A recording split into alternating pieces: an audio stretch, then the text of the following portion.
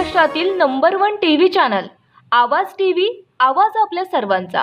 वटसावित्री पौर्णिमा निमित्त काळू देवीच्या मंदिरात तृतीय पंथांकडून वडपूजन, गुरुचे साथ जन्मसाथ लाभो अशी प्रार्थना।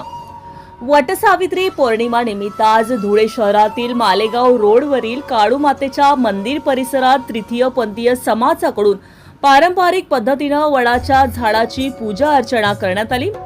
वडाला 7 फेऱ्या मारून गुरुच्या दीर्घायुष्यासाठी तसेच 7 जन्म 7 लाभावी अशी श्रद्धापूर्वक प्रार्थना करण्यात आली।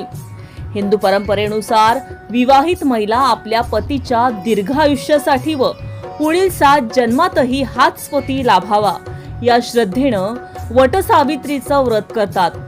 त्याच भावनेतून तृतीय पंथीय समाजात गुरु शिष्य परंपरेला विशेष महत्त्व असल्यानं आपल्या गुरुचे आशीर्वाद कायम लाभावेत आणि 7 जन्म त्यांचा सहवास मिळावा या भावनेनं वडपूजनाची परंपरा जपली जाते।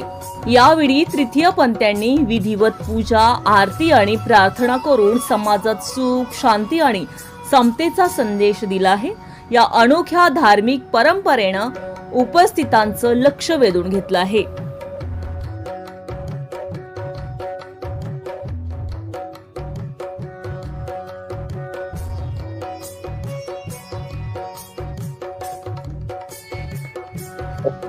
बोला।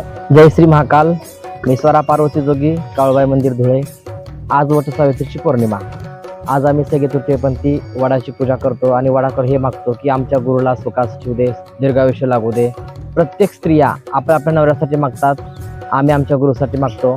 आमच्या गुरूंचं आयुष्य उदंड होऊ दे, सुख समृद्धी लागू दे, यासाठी आम्ही वटसावित्रीची पूजा करतो। जय श्री महाकाल। रोजच्या ताज्या घडामोडींसाठी आवाज टीव्हीला सबस्क्राईब करा आणि बेल आयकॉन प्रेस करा।